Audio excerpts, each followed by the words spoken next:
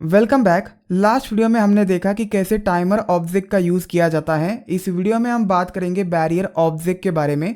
ये multi threading का सबसे इम्पॉर्टेंट ऑब्जेक्ट है एंड इसका मेनली यूज़ किया जाता है सिंक्रोनाइजेशन के लिए। इस वीडियो में जानते हैं कि what is barrier object with different examples. इस वीडियो में फर्स्ट हम बात करेंगे कुछ रियल लाइफ एग्जाम्पल्स के बारे में to understand what is the need of barrier object.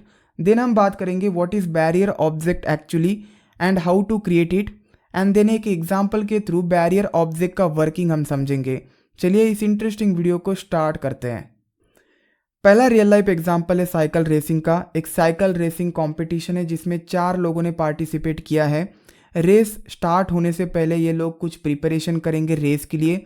जब सभी का प्रिपरेशन हो जाएगा तब एक्चुअली में रेस स्टार्ट होगा। So this is the starting line of race. Then race होगी एंड फाइनली रिजल्ट को पब्लिश किया जाएगा।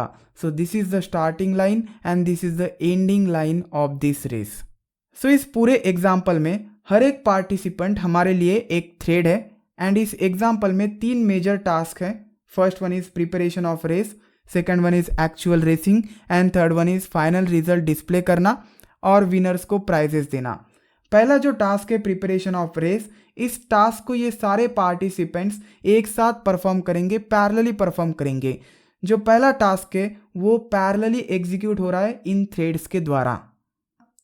लेकिन जब तक सभी थ्रेड्स पहला टास्क पूरा नहीं कर लेते तब तक एक्चुअल रेसिंग स्टार्ट नहीं होगा, दूसरा टास्क स्टार्ट नहीं होगा।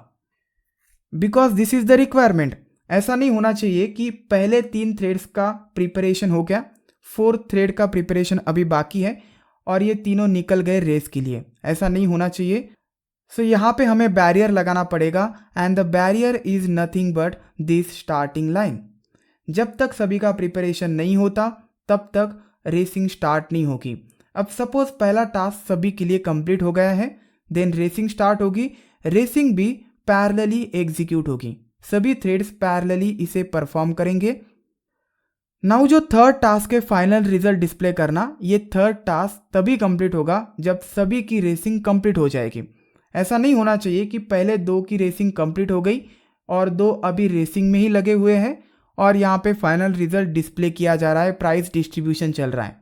सो जब तक रेसिंग सभी थ्रेड्स के लिए कंप्लीट नहीं होती तब तक ये जो टास्क है वो स्टार्ट नहीं होगा। सो इसके पहले भी हमें बैरियर पुट करना पड़ेगा। सो ये भी बैरियर है।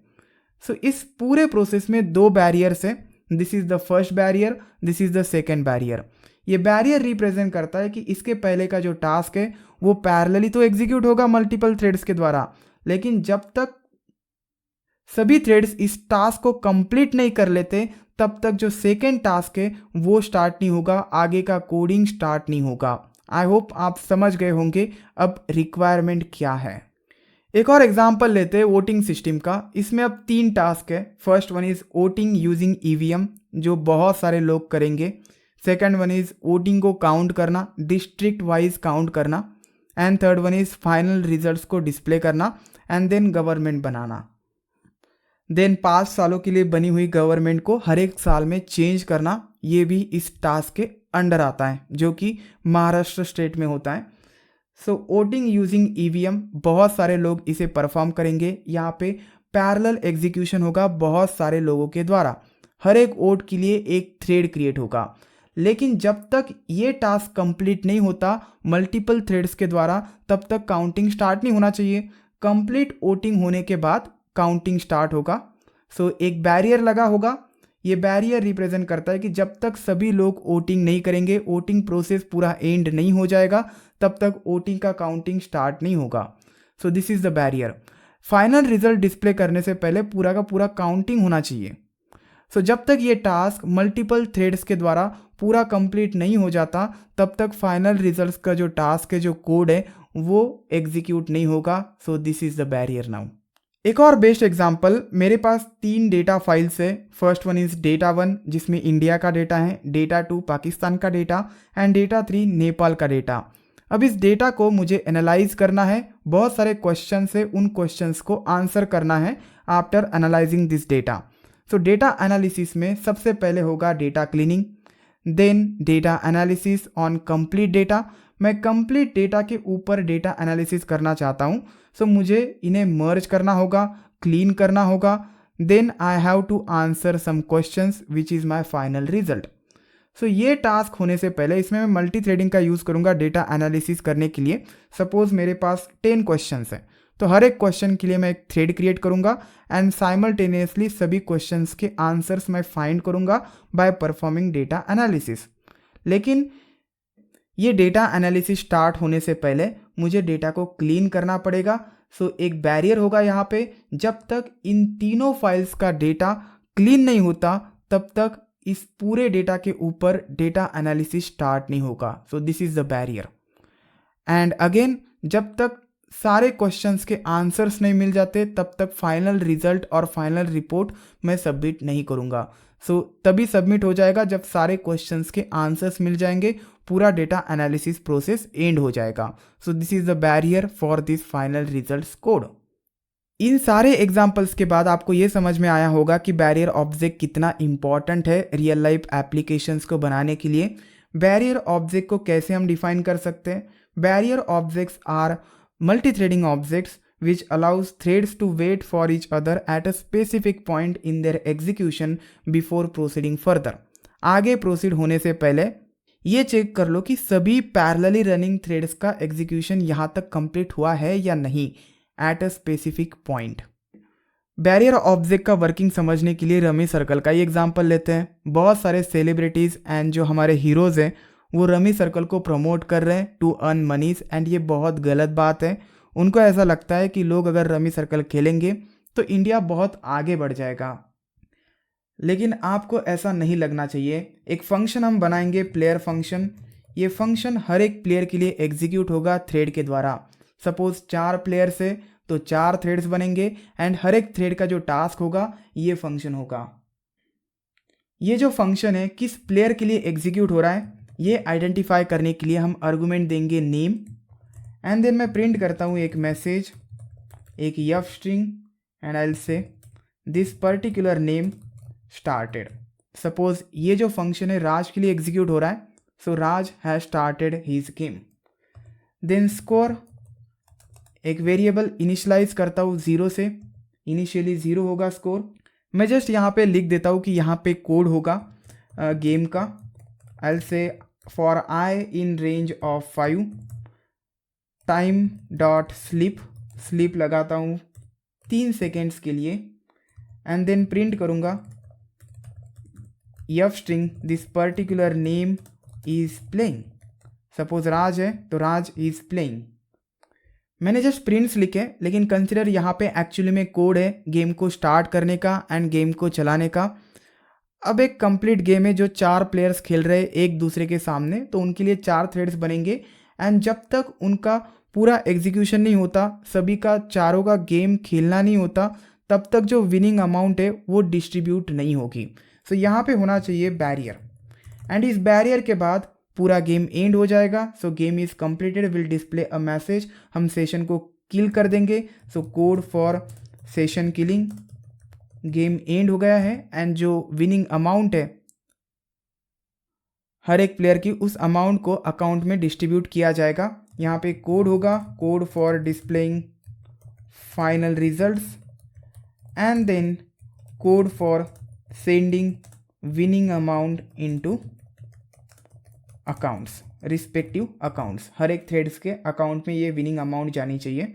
सो instead of writing this comments I will print some statements, if string sending winning amount to particular name, then final result display करता हूँ, print this particular name scored this much score. So this is my final function. अब एक list बनाता हूँ player names की। Consider मेरे पास 4 players हैं, राज, साइली, जय एंड आयशा। एक एक थ्रेड बनाऊंगा इनके लिए। So for name in player names, इतने सारे प्लेयर्स हैं, हर एक प्लेयर के लिए एक थ्रेड बनेगा, threading dot thread. So this is the syntax of creating thread. Thread जो होगा मैं उसे कॉल करूँगा with the thread, so this is my thread object. Task होगा मेरा player, so it will call the player function. Argument मुझे pass करना है, so I will say this is target, target is player and argument होगा यहाँ पे args, tuple देना है and it is name, name of that player. So Raj जाएगा पहले थ्रेड के लिए, देन नेक्स्ट थ्रेड के लिए साइली एंड सो ऑन। देन हम थ्रेड को करेंगे start, so thread dot start and जो थ्रेड का नेम होता है, जो डिटेल्स होती है, उसे हम अपेंड करेंगे और स्टोर करके रखेंगे in some list. I will say here threads empty list and इस थ्रेड लिस्ट को मैं अपेंड करता हूँ एवरी थ्रेड डिटेल। चलिए अब इसे रन करते हैं। इसमें अभी तक मैंने बैरियर ऑब्जेक्ट्स का यूज़ नहीं किया है। विदाउट बैरियर ऑब्जेक्ट्स ये प्रोग्राम कैसे रन करता है, let's see. So program files के अंदर है, मुझे नेविगेट करना पड़ेगा, cd files py example.py and here you go. Raj started, Saili, Jay, Ayesha all started. They are playing now. They are playing again. So still the game is going on. Internally it is calculating the score also and now game end हो जाएगा, लेकिन you can see sending winning amount to Saili. Even if Ayesha is playing, still the game is going on. Game अभी चल रहा है, लेकिन game complete होने से पहले ही आयशा को और साइली को अमाउंट सेंड किया गया। ऐसा नहीं होना चाहिए, अमाउंट तभी सेंड होना चाहिए जब सारे खेल के कंप्लीट हो जाए। चलिए अब बैरियर ऑब्जेक्ट का यूज़ करते हैं। कितने थ्रेड से? 4 थ्रेड से। 4 थ्रेड्स के लिए हमें बैरियर क्रिएट करना है। सो थ्रेडिंग मॉड्यूल में एक बैरियर क्लास है, इस क्लास का बनाएंगे हम एक ऑब्जेक्ट एंड इसमें पास करेंगे नंबर ऑफ प्लेयर्स। आप यूज़र से इनपुट ले सकते हैं कि कितने प्लेयर्स हैं और आप इनपुट्स ले सकते हैं प्लेयर्स के नेम्स, उनको काउंट किया जाएगा 4 प्लेयर से, then automatically it will put the length of player names. So instead मैं क्या करता हूँ, I will say number of players और जो प्लेयर नेम्स आपने लिस्ट बनाई है उसका लेंथ भी आप इसमें पास कर सकते हैं। I will hard code it 4 and I will pass this particular variable into this barrier class. इसका एक ऑब्जेक्ट बनाया जाएगा, आई विल से इट इज़ बैरियर ऑब्जेक्ट। अब इस बैरियर ऑब्जेक्ट को हमें यूज़ करना है between this code, this is the first task and this is the second task. इनके बीच में मुझे लगाना है barrier. Just I will use the barrier object and barrier object से हमें कॉल करना है वेट मेथड को। सो आगे का जो कोड है वो तभी एग्जीक्यूट होगा जब सारे थ्रेड्स का ये कोड कंप्लीट हो जाएगा। अगर पहले थ्रेड ने ये कोड कंप्लीट कर दिया और बाकी 3 थ्रेड्स अभी भी इस कोड को एग्जीक्यूट कर रहे हैं, तो पहले थ्रेड को वेट करना पड़ेगा जब तक सारे थ्रेड्स इस पर्टिकुलर कोड ब्लॉक को एग्जीक्यूट नहीं कर लेते, देन वो सब आगे बढ़ेंगे। Now let's run this program, clear the screen and now you can see they are playing now, still playing. Let's see. Now you can see, so they completed their play here. Saili is playing at the last. Then Saili का score display हुआ, राज का score display हुआ, then send किए गए राज को money. Then जय का score display हुआ, जय को मनी सेंड किए गए। आयशा का स्कोर डिस्प्ले हुआ, आयशा को मनी सेंड किए गए। Then sending money amount to Saili. So इस तरीके से हमने यहाँ पे सिंक्रोनाइजेशन किया है। यहाँ पे मल्टी थ्रेडिंग का यूज़ हो रहा है क्योंकि ये जो कोड ब्लॉक है मल्टीपल थ्रेड्स के द्वारा एग्जीक्यूट हो रहा है, ये भी कोड ब्लॉक मल्टीपल थ्रेड्स के द्वारा एग्जीक्यूट हो रहा है। लेकिन पहले ये ब्लॉक एग्जीक्यूट होगा मल्टीपल थ्रेड्स के द्वारा, देन ये ब्लॉक एग्जीक्यूट होगा मल्टीपल थ्रेड्स के द्वारा। सो यहाँ पे ब्लॉक्स के बीच में हम सिंक्रोनाइजेशन कर रहे हैं एंड ये बहुत ज़रूरी है एप्लीकेशन को सक्सेसफुल बनाने के लिए। सो आई होप आपको ये वीडियो बहुत पसंद आया होगा। We'll see you next time.